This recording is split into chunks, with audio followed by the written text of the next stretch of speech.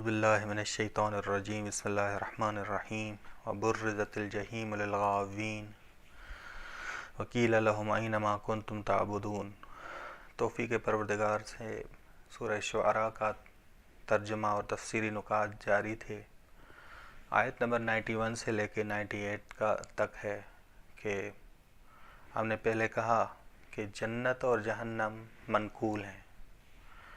جنت اور جہنم خود آئیں گے، جیسے جہنم خود آئے گا گناہ گار کے پاس، جہنم خود آئے گی گناہ گار کے پاس، اسی طرح جنت بھی خود متقی کے پاس آئے گی، متقی کے قریب کی جائے گی۔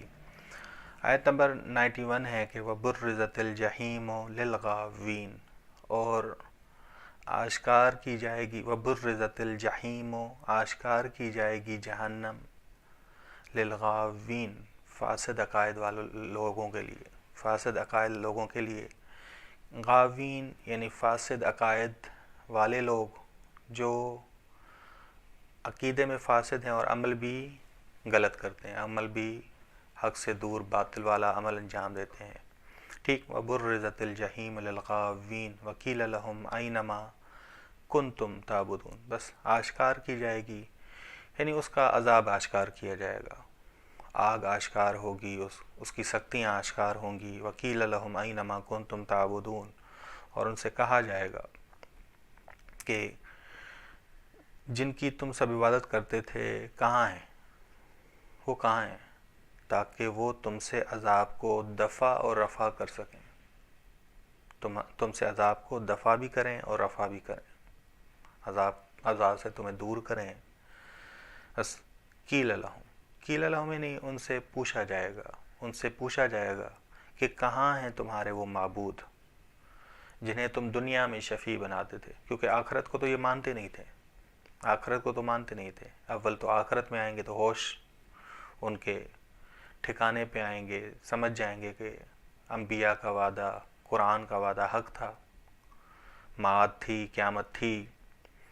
پھر ان سے سوال کیا جائے گا کہ تم بے یار و مددگار کیوں ہو، کوئی کام تمہیں کیوں نہیں آ رہا، نہ دنیا تمہیں کام آ رہی ہے، نہ مال تمہیں بچا رہا ہے، نہ ضوابط و روابط تمہیں کام آ رہے ہیں اول، نہ تمہارے وہ معبود تمہیں کام آ رہے ہیں جن کو تم شفیع بناتے تھے دنیا میں۔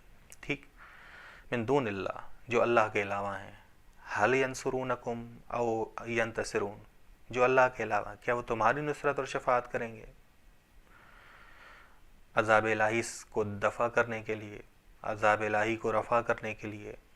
او ینتصرون، یا وہ خود کو بچا سکیں گے، یا وہ خود کو بچا سکیں گے، خود کو بچا سکیں گے کہ تمہیں بچائیں۔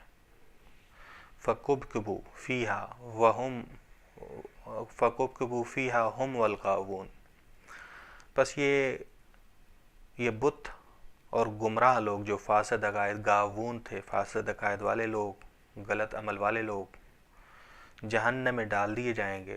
کہ ہم پہلے پڑھ کے آئے کہ اعدت للناس والحجارہ، جہنم کی آگ تیار کی گئی ہے لوگوں اور پتھروں کے لیے، وہ جن پتھر جو بت بناتے تھے ان کے لیے۔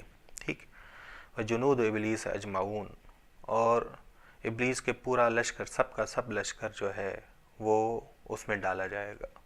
ابلیس اور ابلیس کا لشکر، وہ غلط معبود اور مشرکین، سب کو ڈالا جائے گا۔ قالوا وہم فیہا یختصمون، اور یہ فاسد عقائد والے لوگ آپس میں جھگڑتے ہوئے کہیں گے، معبودوں سے کہیں گے، تب ان کی آنکھیں کھلیں گی۔ قالو، بس قالو کون؟ فاسد عقائد والے لوگ، فاسد عقائد والے لوگ آپس میں جھگڑتے ہوئے کہیں گے، معبودوں سے کہیں گے جن کی وہ دنیا میں عبادت کرتے تھے، وہم فیہا یختصمون، کہیں گے، اعتراض کریں گے، تاللہ، حقیقت بیان کریں گے، تاللہ، خدا کی قسم، اب اللہ کی قسم کھا رہے ہیں، ان کننا لفی ضلال مبین، بے شک ہم آپ کی جب پیروی کرتے تھے، آپ کو شفیع مانتے تھے، آپ کو خدا کی ربوبیت میں شریک مانتے تھے، یقیناً ہم واضح گمراہی میں تھے، آشکار گمراہی میں تھے۔ بس مبین سے معلوم ہو رہا ہے کہ ان کے پاس دلائل حق آئے، یہ دلائل حق سمجھنے کے باوجود ان کو رد کیا، تبھی وہ آشکار گمراہی میں تھے۔ بس انبیاء علیہ السلام نے ان کو واضح دلائل دیے، آشکار دلائل دیے، لیکن انبیاء علیہ السلام کی انہوں نے باتیں قبول، دلائل قبول، برہانات قبول نہیں کیے۔ اذ نسویکم رب العالمین، اب رب العالمین، کہ جب ہم تمہیں دنیا میں برابر کا درجہ دیتے تھے، رب العالمین کے سے برابر کا درجہ، یعنی رب العالمین کے مقابلے میں تمہاری ربوبیت ہم معاذ اللہ مستقل جانتے تھے، تمہیں شفیع مستقل مانتے تھے، شفیع مستقل۔ بس وہاں آخرت میں یہ لوگ مشرکین موحد ہو جائیں گے، بس برب العالمین سے معلوم ہو رہا ہے کہ موحد ہو جائیں گے مرنے کے بعد، لیکن مرنے کے بعد موحد ہونے کا کوئی فائدہ نہیں ہوگا۔ بس موحد ہونا ہے تو دنیا میں ہونا ہے، زندگی میں ہونا ہے، مرنے سے پہلے ہونا ہے۔ صلی اللہ علی محمد آل بیتہ الطیبین الطاہرین۔